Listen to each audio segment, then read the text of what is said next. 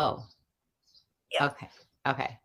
And now I'm ready to hit. I think it's on. Yes. Oh, we're on? You're on. Oh. Hey, everyone.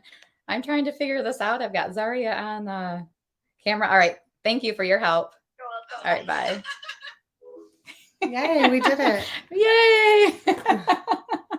Thank you for joining me on Light a Joint with Ida. This is my first podcast. Congratulations. Thank you. Mhm. I'm super excited to start this. It's really important, that as women that our stories we are a part of the cannabis industry and we're a part of history. And I want to, showcase women and all that we contribute to this industry as well. So thank you for joining me on my first show. Thank you for having me be your guest on the first show. And Ida just loves doing podcasts. She's really good at it. And congratulations. I want to start off by giving you a present. Oh my This goodness. is an ounce of Jack Herrera. Oh. From Jars. Oh, thank you. Yeah, you're welcome. That was so sweet of you. Should we roll this one? Maybe? I have a lot of other stuff. Okay. Okay. But we can. Well, so I want to first start off and ask you, what are you passionate about? Well, my family. Okay. First and foremost, I have a very large family. I was blessed to have 4 children. Wow. 2 boys and 2 girls, and they're growing up quickly. So I like to cook. I do a lot of cooking around here.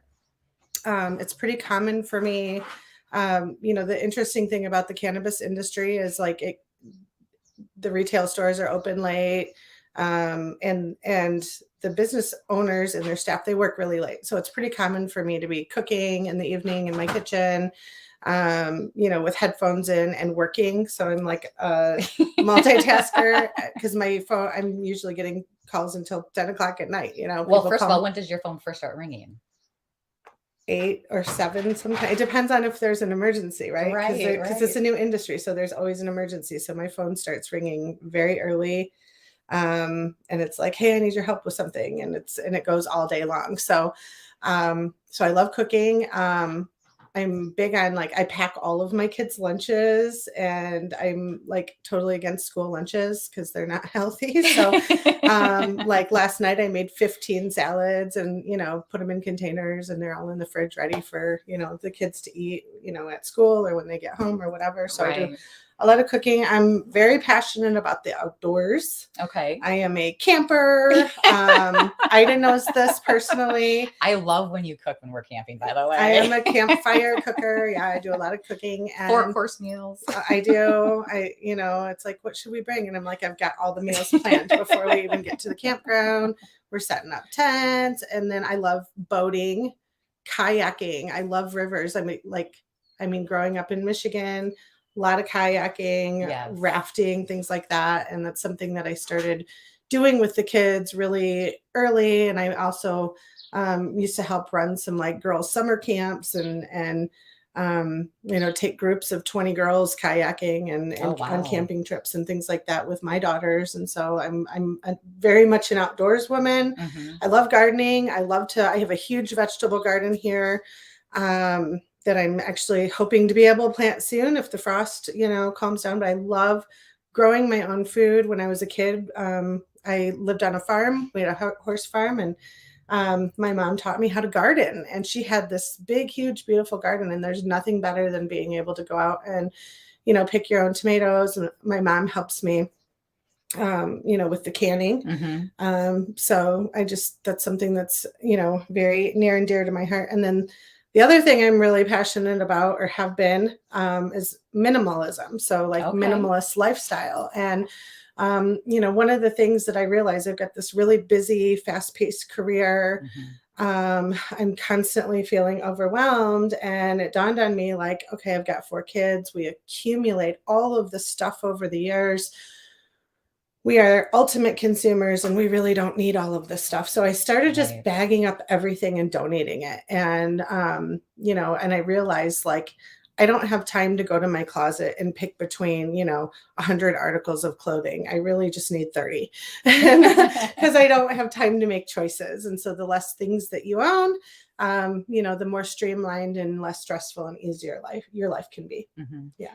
I do agree with that. Mm-hmm. Different perspectives, but for me, after Bella passed away, it's just like all this stuff. Mm-hmm. It's like, what in the world? Like, she didn't take any of that with her. I couldn't give any of it to Mm-hmm. her, take with her. And it's like, we accumulate so much. I So know. that's really cool that you're going through and cleaning out your life. Always. And it's like a Yeah. constant, like every week you need to take things out of your house. Right. Yeah. And it adds up fast. Yeah. So Yeah. fast. Mm-hmm. Yeah. Oh, yeah.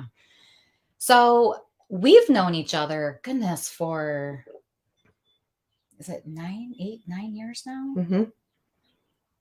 A long time. A long time. Yeah. Yeah. So we met because I was trying to medicate my daughter. Yes. And that we formed a really strong friendship because of that. We did. Uh-oh. So I met Ida when, I was advocating for medical marijuana issues, and the Supreme Court had ruled in the Carruthers case that medical marijuana patients in Michigan were allowed to have smokable cannabis, but they weren't allowed to have tinctures, edibles, topical oils. So, we drafted a bill that amended the Michigan Medical Marijuana Act and created a definition for marijuana-infused products. It took us 6 years to get that bill through the legislature.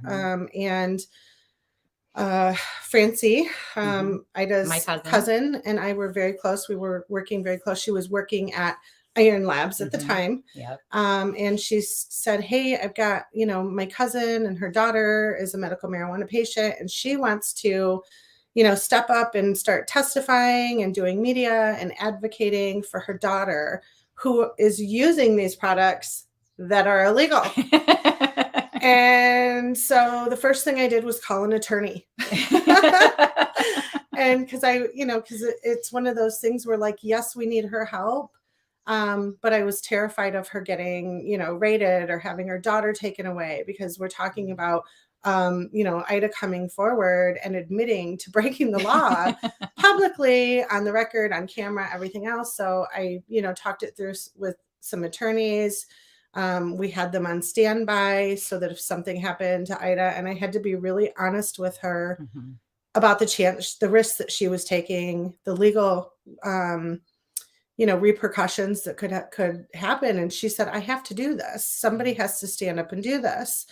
And, there were other parents who wanted to help, some who did, but there were others that already had legal, trouble. And I said, no, don't get involved in this because you're already a target. And, Ida just, she was very brave, and I was very protective of her. We had a lot of people trying to reach out to Ida, hey, we want to, use you for this campaign or do this, or, and it was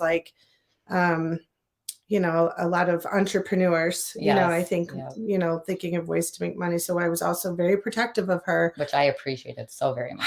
And then, and then we passed the bill, and I thought everything was going to be okay. And then Ida showed up one day and said, you need to come say goodbye to Bella. And that was like, wait, what? I wasn't prepared for that. And I think Ida and I will be friends for the rest of our lives. Oh, yeah. Been through some serious stuff together. That's true. Yeah. So what actually, led to you joining the legalization movement? I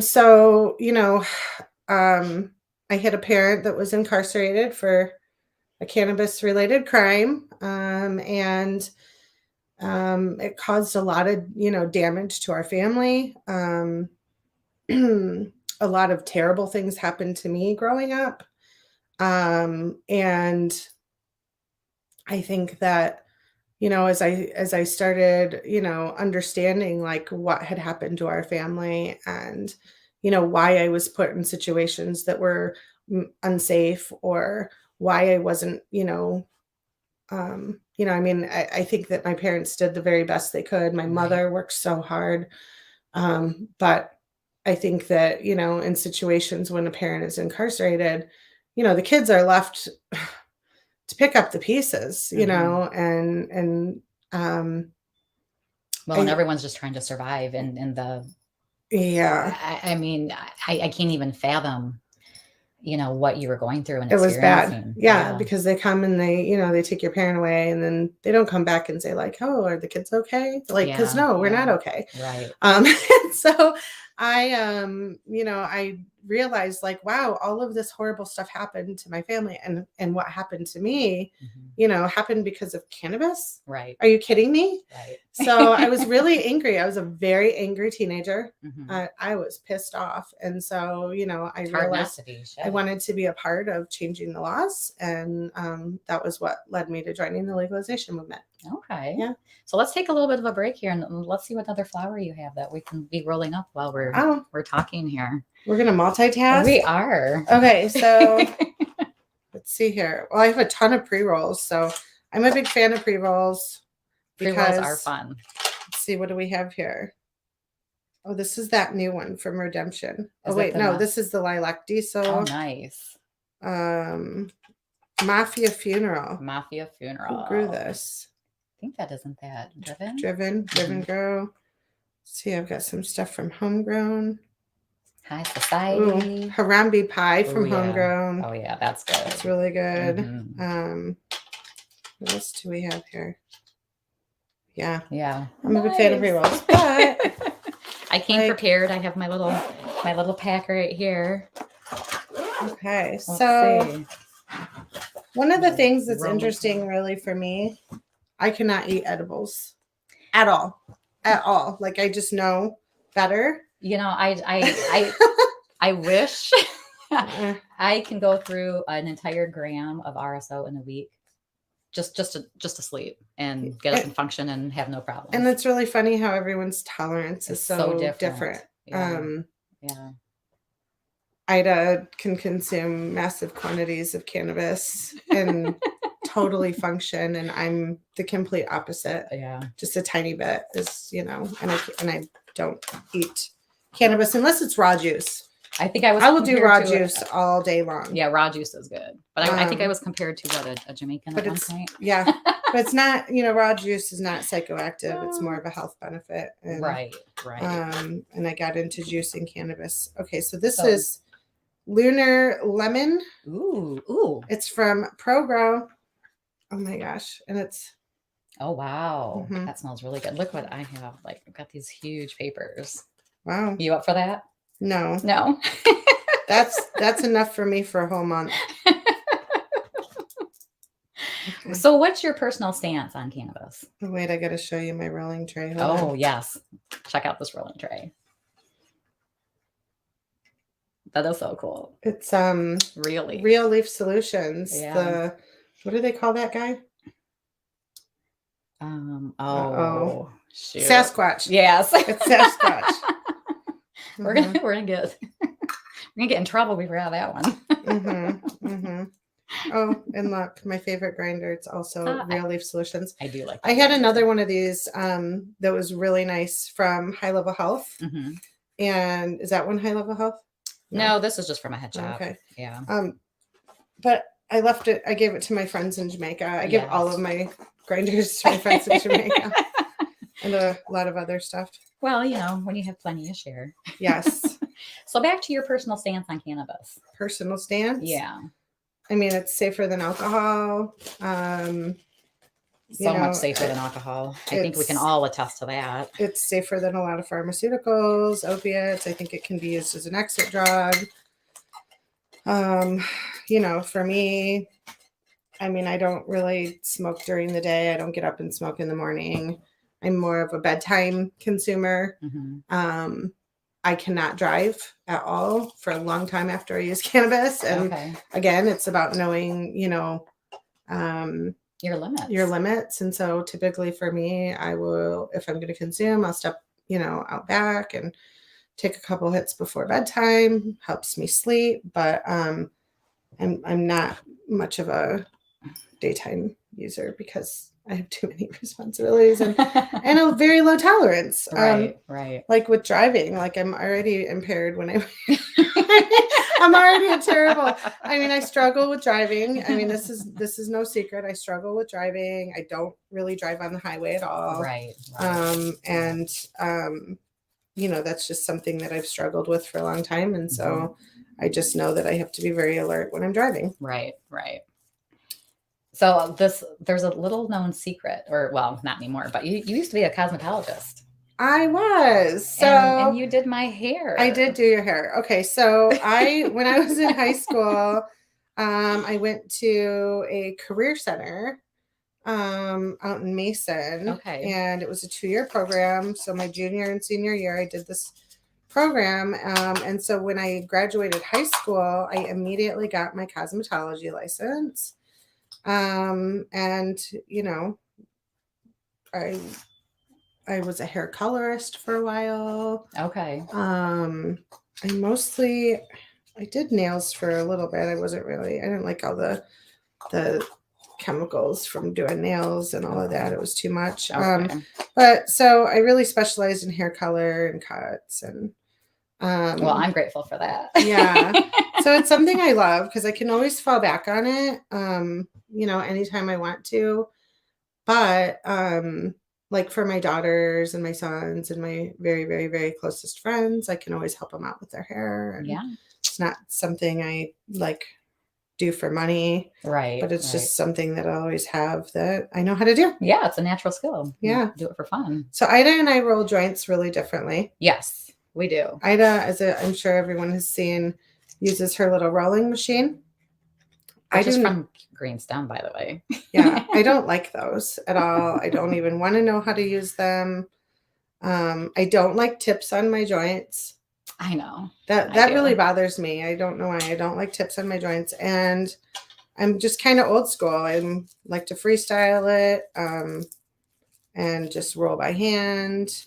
I actually like to use zigzags, but I ran out yesterday, so I'm using these other papers. Making do with these papers.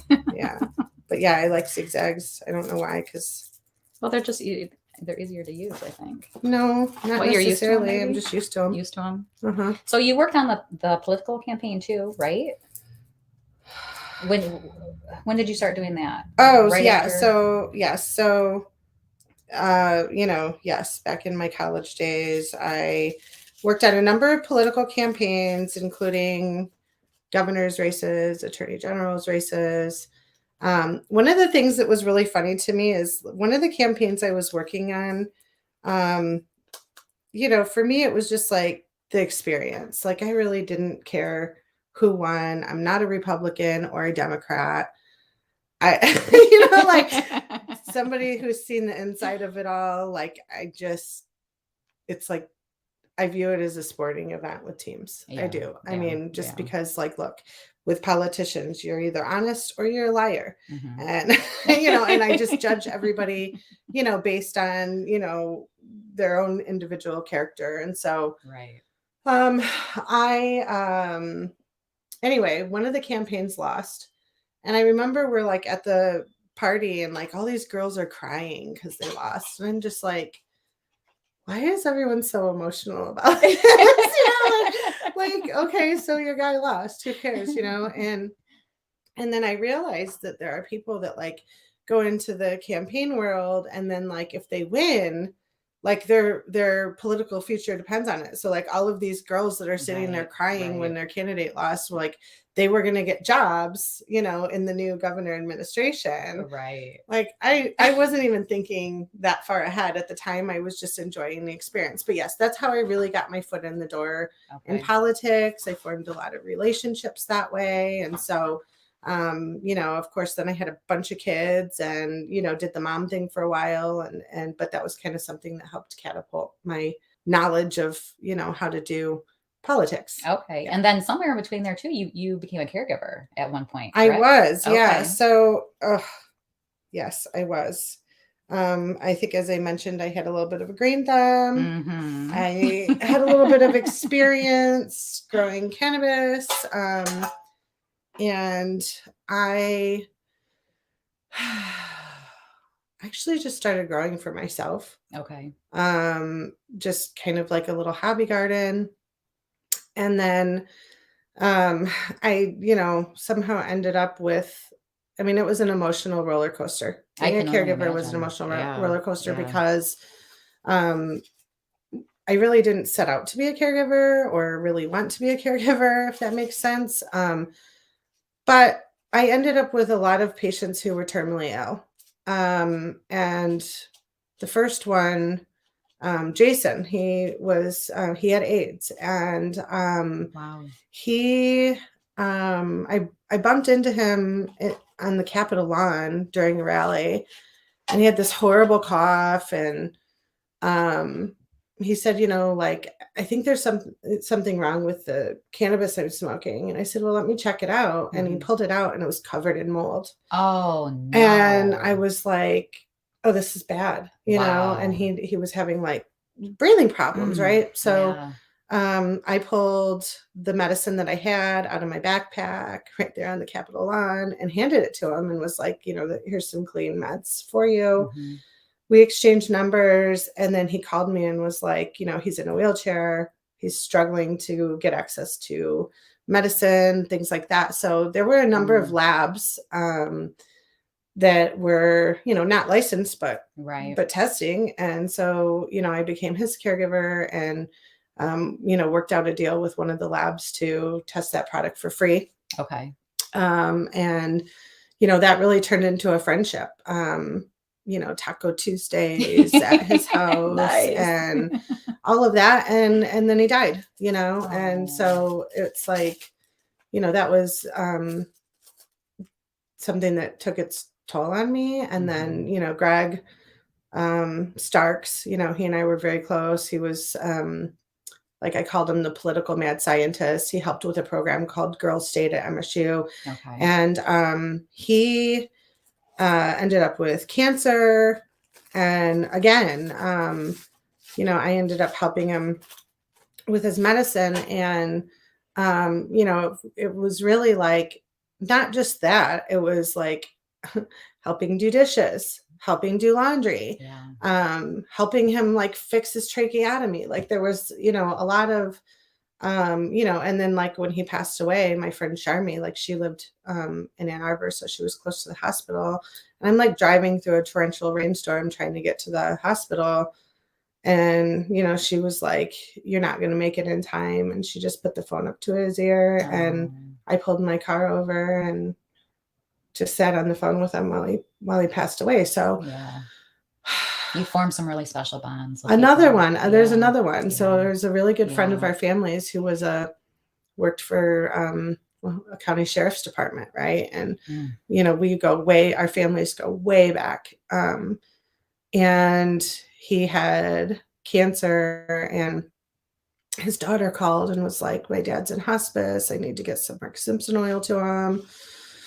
So I made it myself.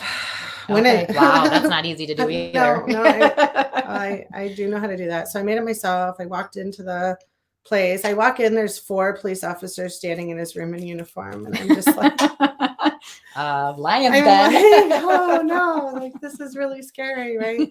And they just like the police officers that were there, they just were like, oh good, she's here. They're like hugging me. Like, thank you so much for coming. And I'm like, this is nuts. I'm teaching his daughter like how to, how much to give him and all of that. Well, like 2 weeks later, he called me and was like, I'm back from the dead. I walked out of hospice. Like,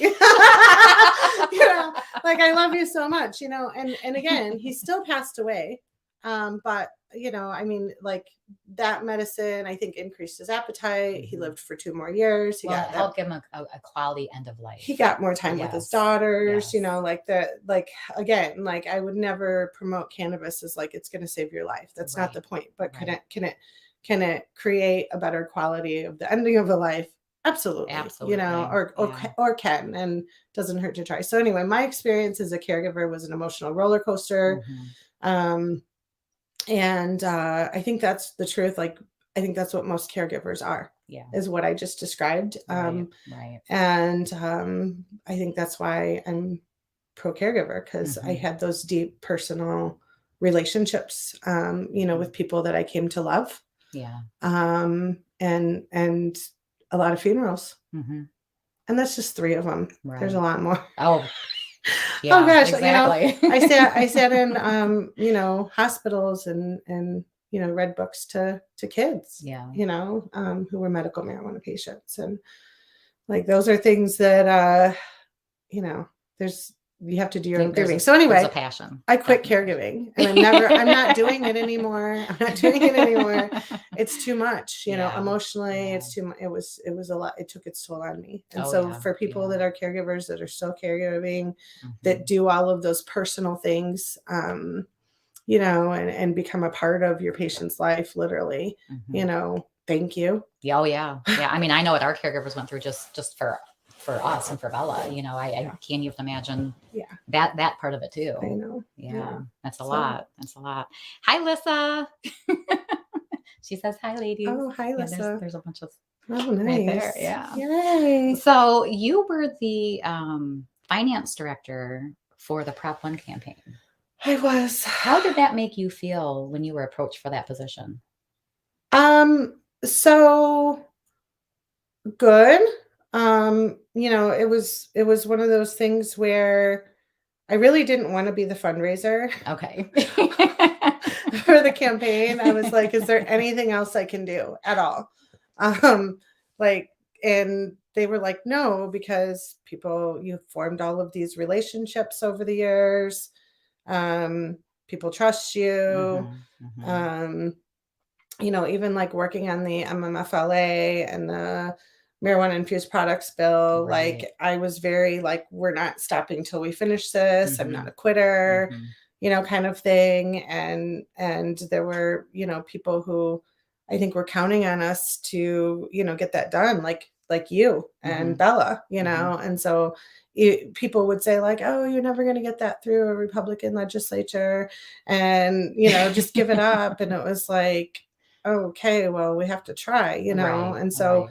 once those bills got through, now mind you, they didn't come out the way that we wrote them, but so it was like, okay, so now we're going to turn around and do legalization. And so I didn't want to be a fundraiser. You were looking to pretty much take a break after the MMFLA. I did want a break and all that stuff. I did want a break. Yeah, I was tired. Yeah. I was really tired. 4 kids again. Hello. Yeah. Single mom. So I jumped into the campaign and we won. We did win. Thank you for all your hard work. I will never, ever, ever do another ballot initiative ever again. Yeah. Mm-mm. What toll did that play on your personal and family life? I didn't get to see my kids very much. I mean, it was a 2-year campaign. Wow. I traveled a lot. I used to be afraid of flying. Oh no. And so I used to take the train everywhere. Like I took the train to Denver several times. I took the train to Las Vegas. That's a great way to see the country though. The crazy train. Like, I'm afraid to get on a plane. So I'm going to spend, 4 days, traveling back and forth on a train because I don't know, because I have plane anxiety. So, but yeah, I mean, I was on the road constantly, and it was a very high stress position. I mean, there were times where I would just be curled up on a ball and being like, I need to raise $100,000 by the, end of this week. Oh, and I don't know where I'm going to get it from. And, you have all those voices in your head that's like, you're not good enough. You're not going to, and you have to like pull yourself up and take a look in the mirror and be like, I'm going to do this. Right. Somehow, some way, I'm going to get it done. And we did. But, for every 10 people, that told me no, somebody gave me a big yes. Right. And so, we raised that money like $10,000 at a time, $5,000 at a time. Wow. I would walk in and say like, hey, like, can we have like $250,000 for our ballot initiative? And if I imagine walking in and asking that question. Yeah. And if we needed $1 million. And if I walked out with $10,000, I was like, yes, like we got $10,000. But I had to learn how to have the confidence to ask for big dollars. Right. And rejection. I got rejected a lot. Yeah. And I kept a list of everyone that told me no. I mean, I'll never forget. Exactly. I'll never forget the people that told me no. Yeah. Like even when they call me, I'm like, oh yeah, I remember you. Exactly. How's No your one's keeping score. How's your business doing? You know, by Exactly. the way, Yeah. you didn't help us, but Right. thanks, you Yeah, know. now you want in. Mhm. Don't you love how that happens? Mhm. So from there, that led to the MiCIA. How was that Yeah. formed, and like what brought that about? Why? So like as I was getting to the end of the campaign, like I had some people like kind of putting it in my ear of like, hey, we're going to need a trade association. And I'm like, what do you mean? And it was like, well, just like, you know, the alcohol industry has a trade association, the tobacco industry has a trade association, the cannabis industry needs a trade association. And, you know, we want you to, you know, lead that. And I was like, okay, I'm going to need a break, you know, let me think about it. And then about a month after we won, maybe 2 months after we won the ballot initiative, the state department was like, okay, anyone that doesn't have a license has to close on December 31st. Yes. It was like 2018, and like entire cities shut down. Like the whole city of Detroit was closed. Yeah. And I was like, okay, so this is like so we have medical marijuana, right? Right. And like we just legalized marijuana, and the state's taking a really long time to license people, and the stupid board is denying everybody for like idiotic reasons. And you know, the program just wasn't going well. And so we decided to launch quickly. Okay. So we held a press conference. We started with like 60 companies showed up. We held most of them at the time were retailers that were closed, obviously, that were freaking out because it's like, we're not even on the agenda yet to get our license. Like we want to be on the agenda, but like it was so backed up. So we held a press conference in the Capitol, announced the formation of the association. And we're like, oh, by the way, we have an emergency, you know, and like the whole state, the whole state is shut down, and we need a reasonable transition period from, you know, locally permitted to state licensed. And so about 2 hours later, after the press conference, like the news broke that was like, and, you know, the governor's administration like rescinds the rule and opens up the whole state. And we were at dinner, and everybody I remember everyone cheering. We did it. And then it was like, okay, now what do we do? Right. Now what do we do? And so like, you know, it was like, okay, so now we're going to build out this association. And it's like, you know, insurance programs and making sure that our members had banking and, you know, all of those things started, you know, POS systems, and it really became like a one-stop shop for everything you could ever need for a marijuana business. Okay. Like, you know, someone could call me and say like, you know, we need this, that, or the other. And it's like, oh yeah, here's a company, or, yeah, you know, things like that. And, accounting and you name it. So we do that. And then lobbying, of course, making sure the rules and regulations. I mean, the next thing we pivoted to was lobbying for the removal of the licensing board. Okay. Which super important. Went very well, you know. So what I will say is we have a very good track record. Yes. When we decide we're going to get something done, we get it done, period. Yep. And so you know, I'm pleased with the work that we've accomplished. I mean, every year I do a report for my board members that shows and it's like 6 pages long of all the rules we've gotten changed, all of the laws we've gotten changed, policies we've gotten changed. Right. I mean, like even in the beginning, like that we weren't allowed to have like coffee and water in the lobbies of the retail. Like that was one of the first items on our agenda, you know. And so like every little win, you know, was like a big win for us. And so, you know, the association is very good at, you know, getting results. And then the other piece to the association is events, and which I love our events. And we are known for our events. We are known for our events. And they are members only, by the way. They are members only events. Yeah. And you know, cause it's like, it's an opportunity to bring our members together and celebrate them and celebrate the association. Give them an opportunity to network, amongst each other. And something, that you've told me before, and I've been able to witness it firsthand, is introducing people and then them coming back and saying, hey, I just met my best friend. Yeah. And now we're in business together. Yes. And that is so rewarding. Yes. Yeah. I know. Partnerships that come out of that are amazing. Did you ever think you would be the executive director of an association? No. No. Yeah. And look at you now. Yeah. You're shining. But the interesting thing is, like, I'm like an encyclopedia on a guy.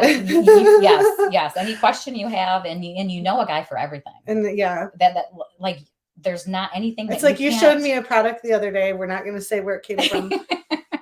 Possibly from one of our members. And I was like, ooh, that's illegal. Yes. They can't make this. And you were like, what? And I'm like, I don't know how I know that, but it's all right here, So and there's always like with businesses too, like there's always a solution for everything. And that's I think kind of what has become my niche, is like finding all of the solutions for our members and helping them with compliance and all of those things. But the events. So I'll never forget when Wendy was like, we need to do a summer conference. And I was like, no, thank you. Right. We're lobbyists, right? And we're going to lobby. We're not doing events. And she was like, every major association in the state has a conference. So we did this conference, which turned into like the Chronic Cup Championship golf tournament. That is like a highly coveted. People are practicing right now. Yeah, I promise you. It's talked about all year long. People can't wait for it to start. Can't wait for the next one. I mean, they're bummed when it's over. So we have wonderful events, and really, what makes our events so great is the people. Yes, that come to them are they're business people. They're highly successful, and they're so much fun. Like, it's like a work hard, play hard, kind of mentality. Well, it's like I always equate it to like a good old boys club in a way, because that's exactly what it feels like. Yes, but I know we're women. I know. Okay. With that being said, I also always, like, for our events, have equity tickets. I just want to, and those typically go to women. Anybody who comes to me and says, like, I want to get, involved in the cannabis industry, or I've got a startup company, I can't afford this or that, I work really hard to be inclusive. Yes, you are all inclusive. And so I do always make sure that we're including people that want to be included that can't afford it. Which is super important. Which helps balance the good old boys club. It does. So why is it important for you to do that? Like what benefit do you get out of it? I know what it's like to be a woman and have to work 10 times harder than a man to like get your foot in the door. And unfortunately, and in politics, I mean, I won't drag up all of the stuff that I've witnessed. Yeah. But even in the last year, I mean, like, there is a boys club in Lansing. You want to talk about the Me Too movement? It's disgusting. It is disgusting. And like here we are, women, like, trying to advocate for good policy. And like, you're not in the boys club, and you don't even want to know what it is they do. Exactly. And it's not all of them. It's a handful of powerful ones. Right. That somehow, lean on each other and their sick habits to become bring each other to, anyway. Go read the news. That's what I'll start there. But and it's like, oh, no surprise there, because that's the environment that we have to work in. So I do like to include women, because I am a woman, and I know exactly what it's like to be trying to, move in those rooms and, be like, oh, Yeah, that drives me nuts. We're already sexualized enough as women, and then to be in this industry and to keep having. Well, the other thing I notice is, like, sometimes in politics, my opposition will be like, oh, she's an activist, and it's like, and Your point. And of course I'm an activist. Like, how do you, but they'll try to use that against me as if it's a bad thing. And then it's like, okay, well, what are you doing? Exactly. Like, just trying to take away people's rights and peel back our laws, and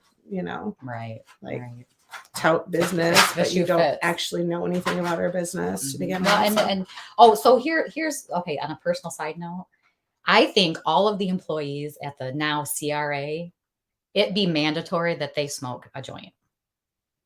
I do. So If you're going okay. to regulate a business, I really think you should, in a safe environment, take a hit and see how it affects you and see how it makes you feel.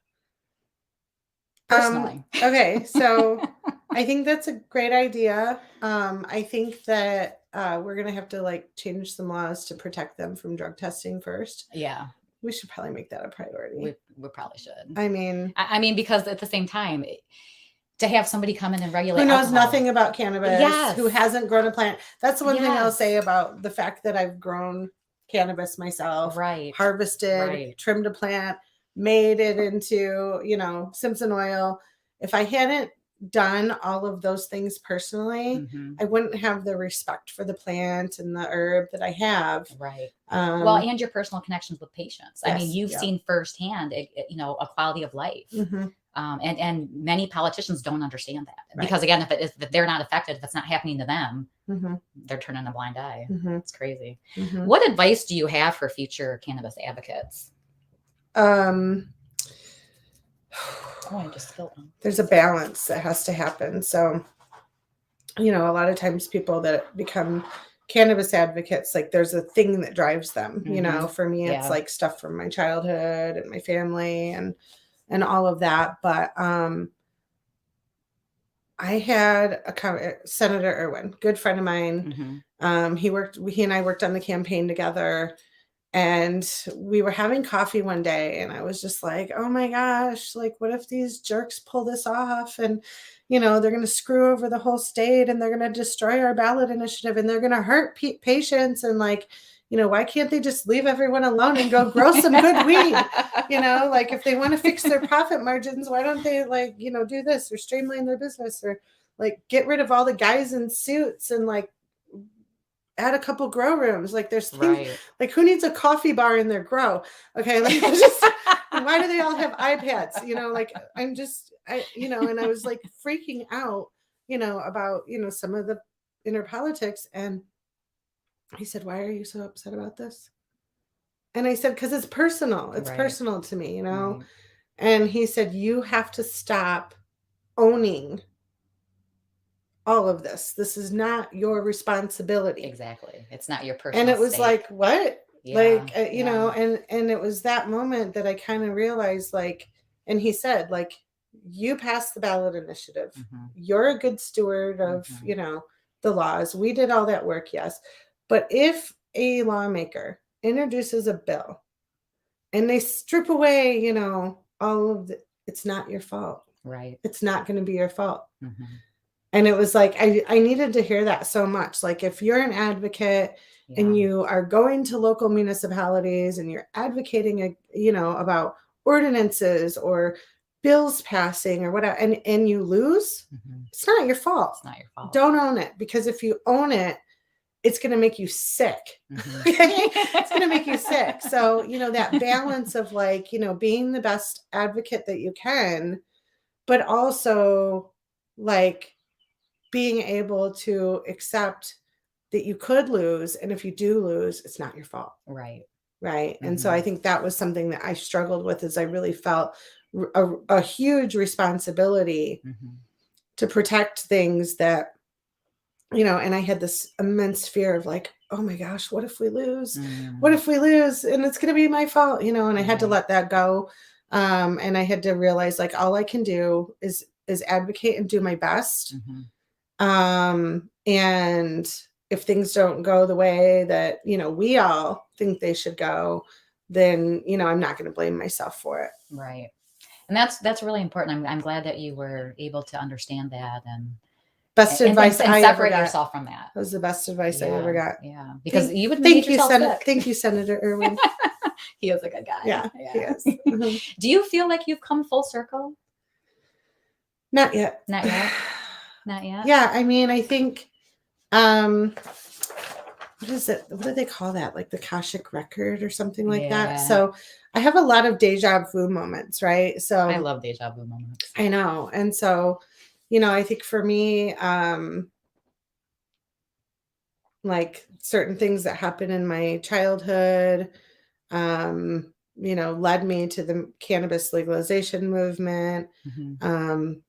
Yes, we, all work together, legalized Michigan. I'm grateful to have been a part of that. Grateful to be a part of an association that makes sure that, even small businesses have an opportunity to get a foot in the door and stay and all of that. But no, I think that there's more, and I don't, we'll see. Yeah, I'm excited. Yeah. I'm excited to see. Yeah. I'm excited. What do you see your future self accomplishing? I'm going to move to Jamaica and write books. Okay, I'm on board with that one. We couldn't get away without talking about Jamaica. Yeah, no, I'm gonna move to Jamaica and write books. 3 bestsellers. All right. I'm gonna have 3 bestsellers, and you've got some stories, girl. I know, girl. Let me tell you. So you're gonna have to read the book to find out the stories. I do have some really good stories, but I think they will be bestsellers. Yeah, but I've always loved writing. In fact, I wrote an op-ed years ago about being a marijuana advocate and a mother. And it was like advice for mothers, who are marijuana advocates. And that got published nationally. Wow. I started having women from all over the country, messaging me and thanking me for the advice because, that is a scary thing. And I remember my family being like, what in the hell are you doing? We can't talk about marijuana publicly. Yes. You want to get rated, and it was but somebody has to, step up and talk about this issue. And, so I had to do a lot of soul searching and preparation. Okay, so let's say that Child Protective Services shows up at my door. Is my cannabis locked in a lockbox? Okay, that's important. Yeah. And I still use lockboxes. Okay. Yeah. If you grow in your home, which I don't anymore, but not saying I never will again. If I have time, I would love to. Maybe I've been trying to talk you into it for a little bit. I don't have time. But is your grow room door locked? Are your cupboards full of food? I mean, that's the thing. Right. Is your house tidy and clean? And those were things that I had to really consider when I became an advocate was, if I'm going to speak publicly about this, if Child Protective Services show up at the house, I better have my house in order. Right. And so those were I did extreme things to protect my family while I was advocating for cannabis. And I ran a tight ship in a lot of ways. Were you looked at differently from your peers, friends, and your kids' friends? I mean, they had to know, right? Yeah. I mean, I got a lot of criticism in the beginning. Okay. When I started talking publicly about, medical marijuana, it wasn't accepted yet. Right. Right. Oh, no, And no. I did get a lot of criticism. Didn't care. I was already kind of okay, well, what were you going to do to me? you're talking to a cannabis felon's daughter over here. Right. I could really care what your opinion of, I grew up, in that environment of people judging, people judging. Yeah. And I had to learn how to pout. In fact, when I was in high school, I had a date for prom. And no, it was homecoming. Okay. It was homecoming. And that person came up to me and said, I'm really sorry, but his dad was a cop. Oh, I'm really sorry, but my dad said I can't take you to the dance because of... Oh, how devastating. Yeah, because your dad... Yeah, and you were all ready to go. You had your dress and... Oh, no. But hey, you know what? Another group of guys that were my neighbors that were... We were really... Oh, we had a great time. That's awesome. I had a whole bunch of friends take me out and we had a great time. But I was stunned. I was, and that's just one example of situations that happened, that were bad for my self-esteem or whatever. So, oh my gosh, I was already kind of okay, well, I'm used to people judging me and I think I was prepared for that and I don't care. And now people are like, I can't even go into a grocery store without people being like, yeah, Robin, like, how did you get into this? And like, I've been following you, and like, the work you're doing is so cool. And I can attest to that, because it is awesome to go into a store with you, and like everyone knows who you are. Uh-huh. and we can be in Bel Air. Yeah, we can be in Lansing. It doesn't matter. Yeah, they cheer when I walk in the door. Well, because you have done so much. You really have had a huge impact. Yeah. In the cannabis industry in our state, and you still do. Mm-hmm. Mm-hmm. That's. But really I had to overcome a lot of, Oh my gosh. we call it bad minding, right? In Jamaica, they call that bad minding, right? They were bad minding me. They wanted to see me fail. Yep. They, were like, "Ooh, we got to distance ourselves from her," Mm-hmm. and what that did is it actually taught me how to be very selective in the friends that I have. Yes. So I have, a handful of close friends that I'll be, lifelong friends with. I have business relationships, and then I have people that I'm like, oh, yeah, I'll be nice to you, but stay over there. Right. And so like that, I think it's increased the quality of friendships that I have. I will say that, coming from the special needs, community, and don't get me wrong, that is a close-knit community, but it's one that's exhausted. There's not a lot of resources.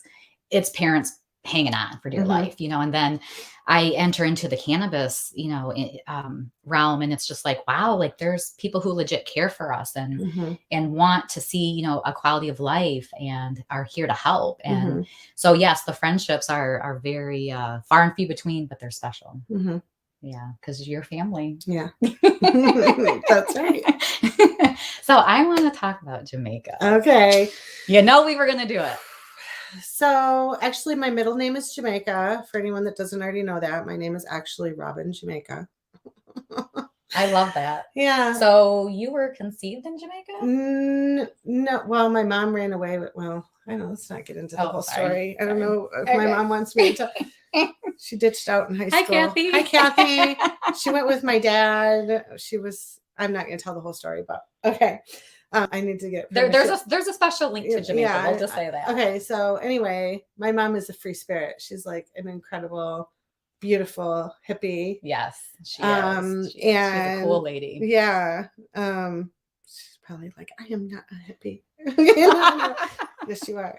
Okay, so she actually has a T-shirt from the 70s that's like Hemp Farmers USA. Oh, I love that. Oh yeah. So okay, so I think that so my mom ended up in Jamaica with my dad. Long story short, my dad ended up moving to Jamaica almost permanently. Okay. And before that, he actually brought a boy from Jamaica to live with us. Oh, wow. Parents had died from sickle cell. Okay. And so I grew up, his name was Austin Eardley Brown, Eardley, and he was like my best friend. Aww, and so cool. he grew up, I grew up with him in our home. So you had a brother. I did. Yeah. Well, I had lots of brothers, but that was, a Jamaican brother. Yeah. And so he ended up passing from sickle cell. I think I was about 10 when he passed away from sickle cell. So that's hard. Unbelievable. Yeah. But I think that, so anyway, I love Jamaica. I have a lot of roots in Jamaica. I have family from Jamaica. My sister is Jamaican. Yes, she is. She's adorable. Hi, Zaria. Yeah, we love Zaria. She's amazing. She is. And beautiful.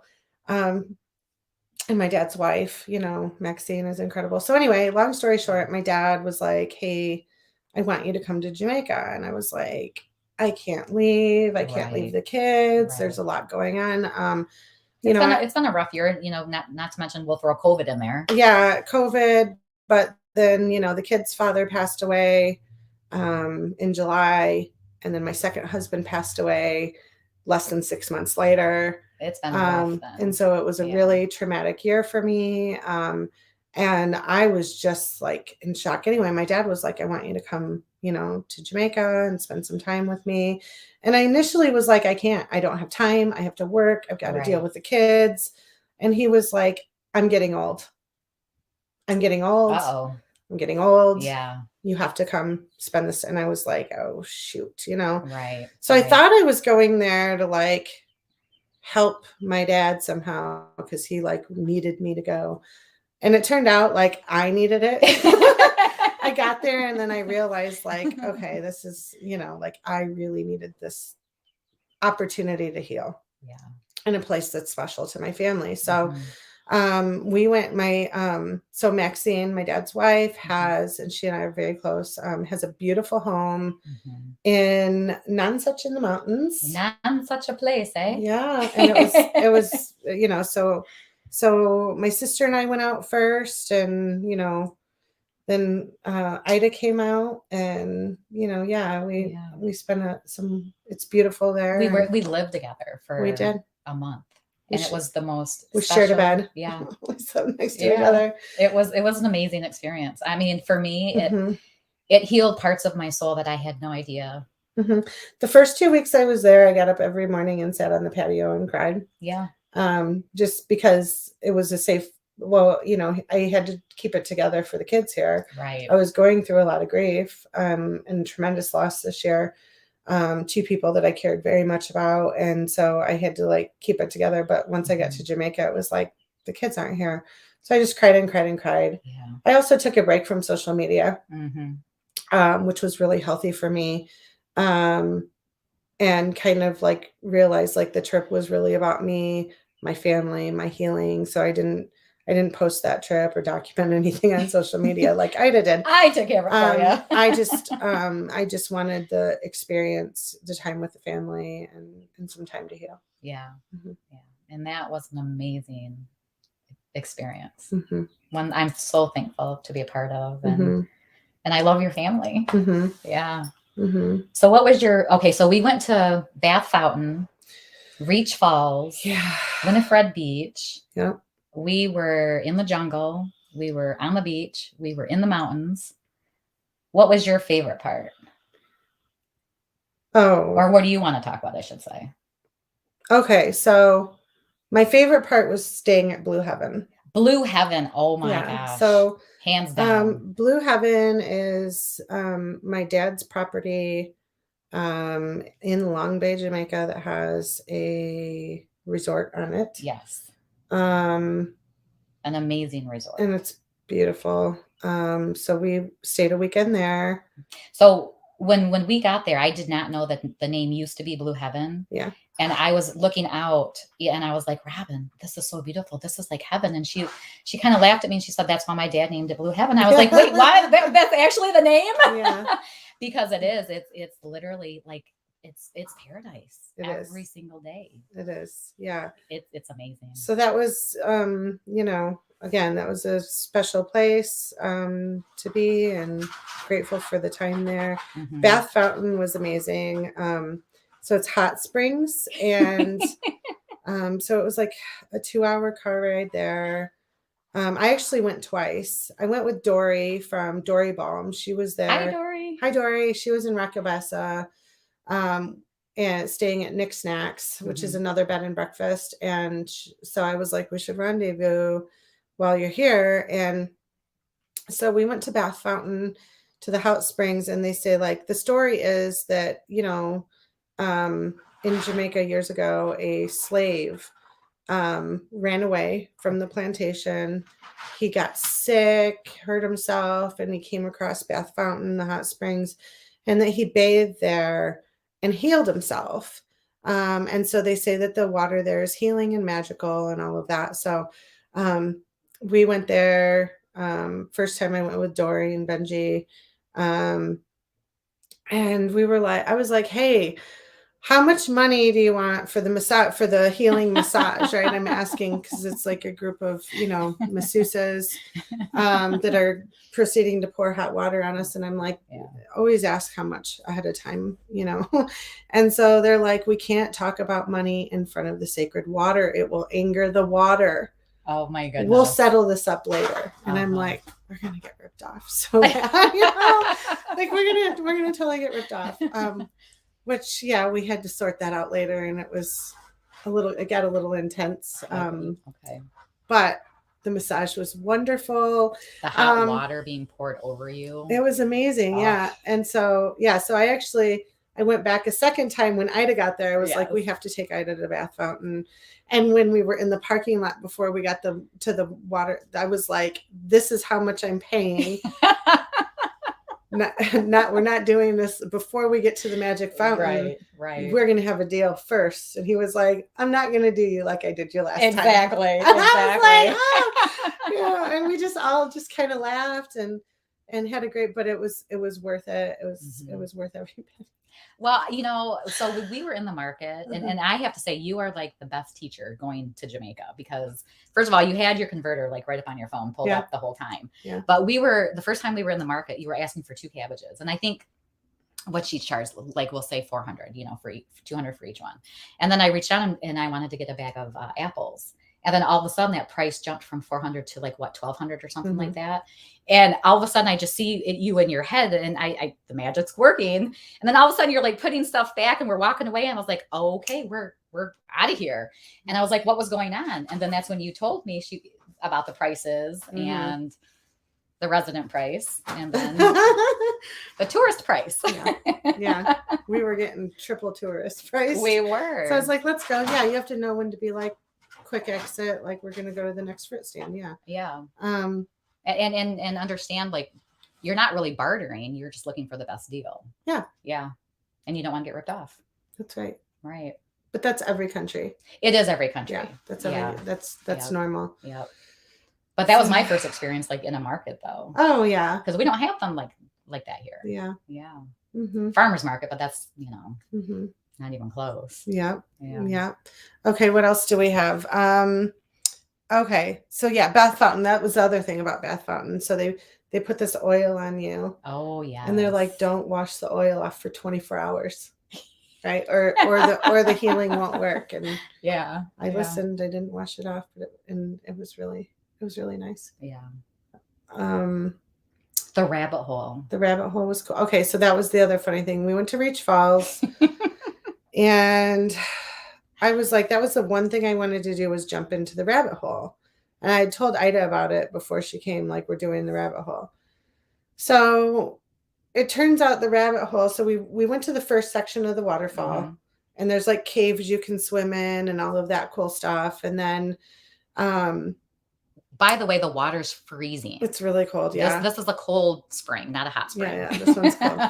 So Ida's like, we're going to go up the river to the water spring. And I'm like, or to the rabbit hole. And I'm like, okay, well, I'm not leaving my bag. Right. Cause like they were saying they were watching your bags, which, okay, but I don't leave my bags anywhere. So I went and got like I had a little water bag, and I put my phone and my money and my, ID and my credit card in it, and then was going to go meet them. Right.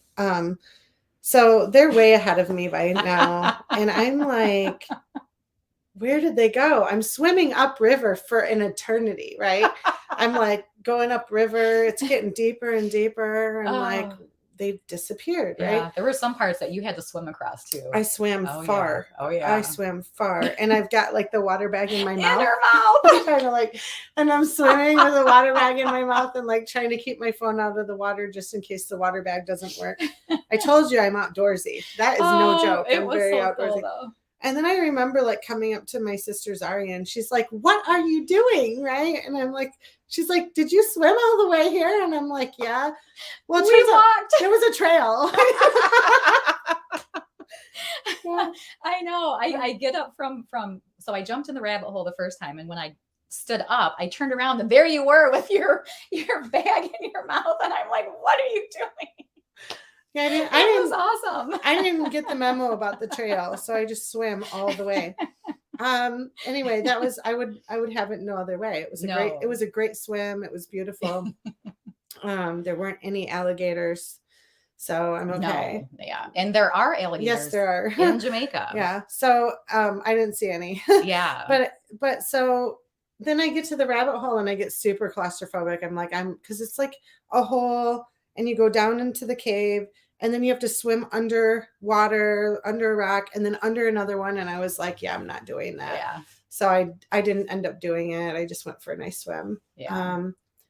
For me though, I have to say that was one of my favorite parts of the trip was the rabbit hole. Yeah. Because for me, like I've always said, like, I want to die in my sleep.